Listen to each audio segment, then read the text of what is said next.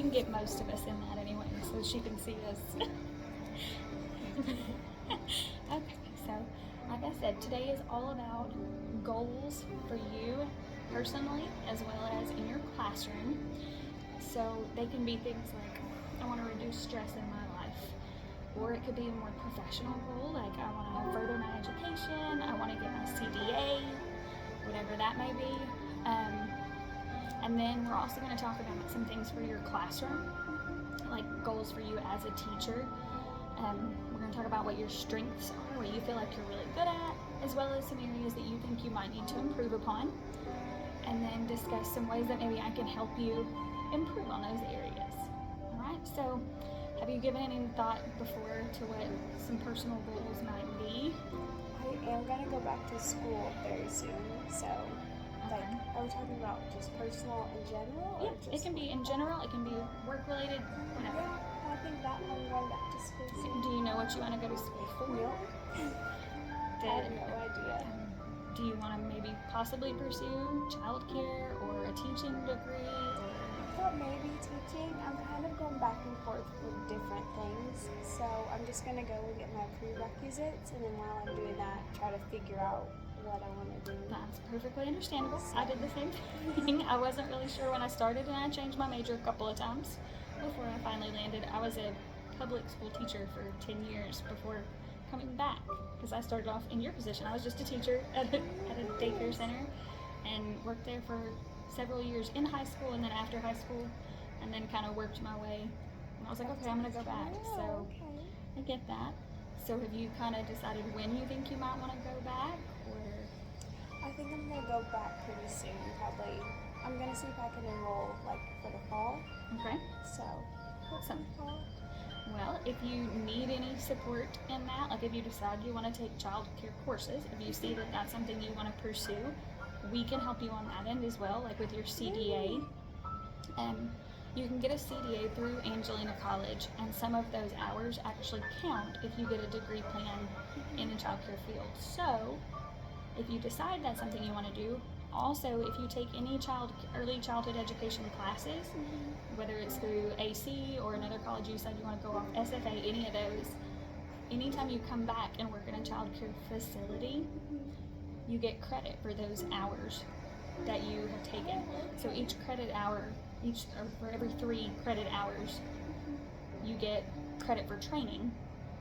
So now we do like training plans where you have to get so many hours of training and all that, but those college credit hours will count towards that. So if you decide you want to do that, which you don't have to by any means, Sounds but interesting. just know that we will help support you in that. And if you decide you want to get your CDA first before going back, What exactly is a CDA? it's just a child care credential. You have classes that you take and you make a portfolio, and it's to help you learn more about being a child care provider. It teaches you things like classroom management or discipline and how to keep a more organized classroom. It teaches, we actually pay for the full thing, and we pay, like, you have to sign up either through Angelina College or there's a couple of online options that we have. And once you sign up, you'll take the courses. Once you complete the courses, you'll contact the CDA council, and we can help you get through all that. You contact them and you say, hey, I've completed all these hours. I'm ready to turn in my portfolio, because they'll help you create like a binder with all your stuff in it. And when you get to that point, they'll send you an invoice to officially apply for the certificate. We pay it. We also offer stipends for people who get their CDA. Right, this past year, our year is starting over, so we have to vote and decide how we're going to spend the funds. But we have already agreed that we want to continue to do that. This past year, everyone that obtained their CDA within the year got $1,000 from us, and we presented it at the child care center. You get a big congratulations and all that. I'm very interested. It's actually free. I'll write down your name today, and you get books that are specific to the age group that you work in. You'll get a workbook, and then just regular like textbook. It's not big, it's like this. And then you can sign up. I'll even show you the website that we use, or like I said, you can contact Angelina College and do it. Is it online, or do you have to go in person? You can do, Angelina College has in person and online. It's a hybrid. Okay. Okay. But the CLI Engage one is all 100% online, and it is at your own pace. So, like getting this, what would it like help? Like getting this? Well, it helps in general in the classroom. Like I said, just learning about how to be a more effective teacher.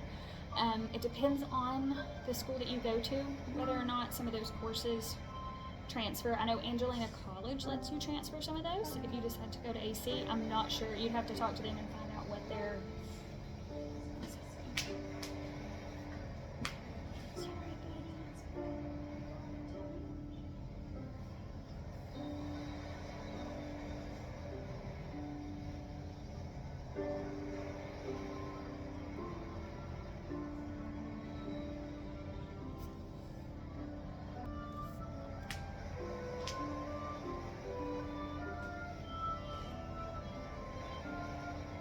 I'll try to be a little more quiet. I'm so sorry.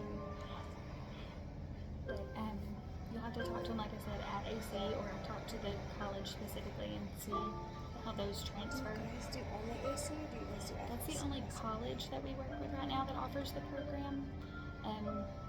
The online one through CLI Engage is the one we really try to work with the most, just because it's more streamlined and you can do it at your own pace. There's not as much of the in-person.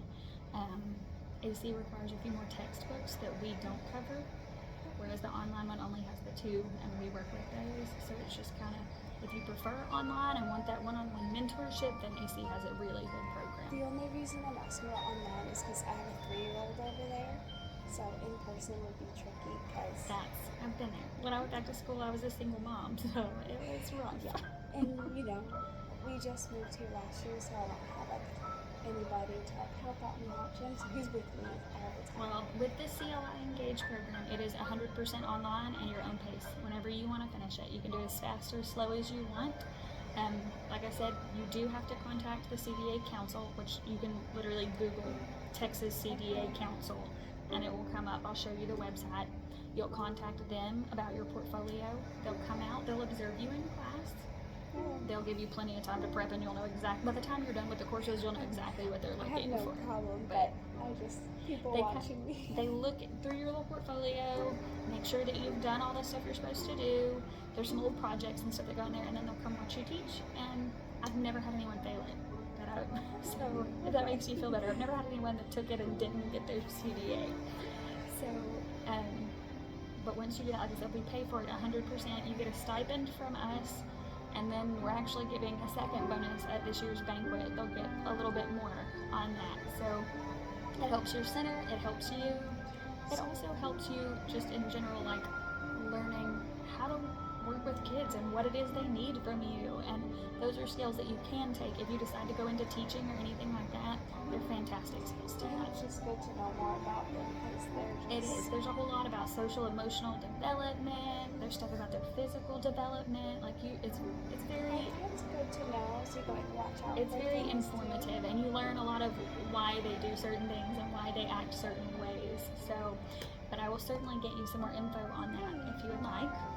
Okay, and now I'm going to talk about some things in the classroom that you think you are really good at, and some things that you think, maybe I could improve on that a little bit. So what do you think your strongest points are as a teacher? What are you really good at? I think I'm pretty calm, so I stay calm for You the rest seem of the very day. calm. We have a really good group of kids too, so they're really calm. And you never have a calm class where they're all calm, so it's kind of like, wow, I'm shocked because last year my group was a little more energetic and a little more rambunctious. So yeah, I'm pretty calm the whole day. I don't really get Well, frustrated. that is one of those things that as TRS, I don't know how familiar you are with TRS, because like I said, you weren't here when I came in and kind of talked, but we can come in and do an orientation for you now that you're back. But TRS is very much about creating a loving environment for the kids, making them feel safe and secure, that relaxed demeanor. So that's one of those things we really value in teachers, is that patient style. So I appreciate that you are one of those patient ones, and I can tell you very much are. So are there any areas in your teaching that you feel like you struggle or you could use a little extra support in? Not really. I feel like as soon as I notice something, I just work on it right away, and then I figure it out because Well, that's a wonderful quality to have. I also have, a toddler myself, so, and I've worked with kids my whole entire life. Like, as soon as, I think I was like 10 watching kids by myself at church, so I'm used to all this, so I feel like I've gotten so much practice that I have a daughter that has been doing that for a very long time too. Are there any goals for your class as far as your students that you would like to see? I want them all to recognize their names and know their first letter of their names and the sound. Okay, So then so when they move over to phonetic the- awareness type stuff. Okay. And they're already doing really good. Yeah, you have a really good group. I've been in here and gotten to see some of these kiddos before, and over the summer they were really bright. You have a good center here. So Most of them already know their names and know their letter, but I want to get them to know the sounds and all that. We've been working on them, and they've done really good. So I don't really see why we wouldn't reach that goal. And then we're also trying to get them familiar with which letters, which numbers are what. So like, one of our students just learned what 2 was, and now every time she sees a 2, she knows a 2, and we were like so excited about it because we did a big craft with like 2s because it's our number of the week. So like, if they can get more familiar with like letters, if they see a number 1, they know it's a number 1, that would be pretty cool too. okay. So what do you think are some good ways that you could reach that goal or help them to reach that goal? So maybe some things that you're using already, or a lot of repeating, a lot of showing them over and over again and having them say it. And we have a lot of cool crafts that we could do that will help them so they're having fun, but also like looking at that number the whole time, and then you just repeat it so like they're having fun and they see the number. So that's fantastic. That is again one of our TRS measures, is that repeated exposure to a concept all day, every day, and not just on the week that you learn that letter, but a week later, 2 weeks later, a month later, go back and mention that. So do you remember when we learned? And you incorporate that into another lesson. And then also that learning across environments. So you're not just sitting inside learning at a table. When you're outside, are you asking them questions too? Are you using those times of incidental learning? Like, is there a specific thing that you do or could do during transitions, like when they're lining up, that could help with that? Well, when they line up, they have these numbers like taped on the ground. So we ask like, what number are you standing on? Or can you go stand on the number 3 or something, like asking them which ones they can stand on so they get familiar. And then obviously they don't always get it the right try. So like, oh, this is the number 3. And then this week we have a little saying how our 2 is like around and back and across, and then they go 2, 2, and they're like excited. So we have little like sayings they can do, and then like describing what it looks like too. So then when we just say, oh, it goes around and back, then they usually find the 2. So like little things we're just starting to do with it. Well, it sounds like you have a really good grasp of how children learn, and that repeated exposure, because they're like little sponges. They are. But they also lose it. You can wring that sponge out. If you don't go back to it and we never repeat it, then it's in one ear and out the other.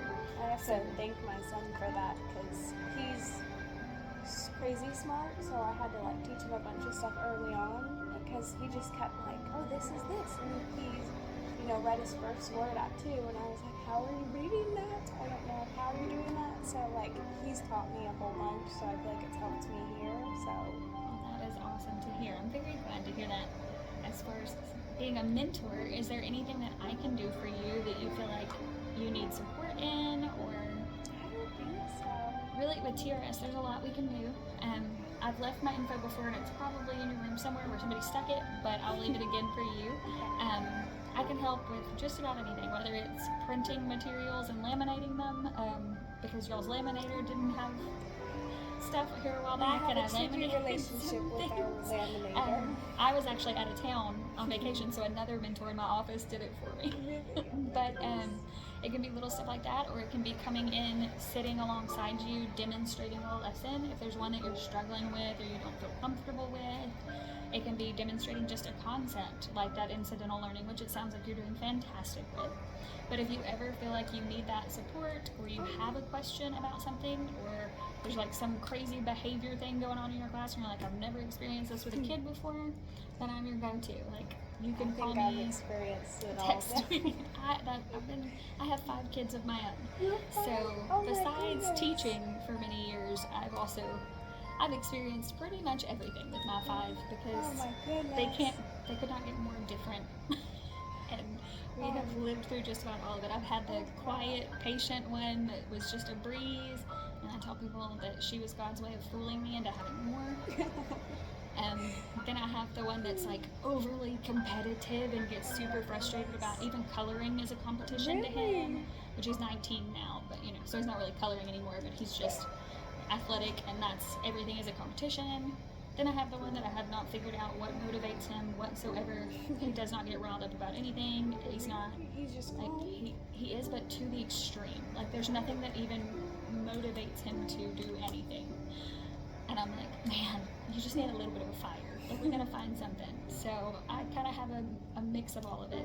My youngest, my 6-year-old, he is me. He's my little ADHD self all over again.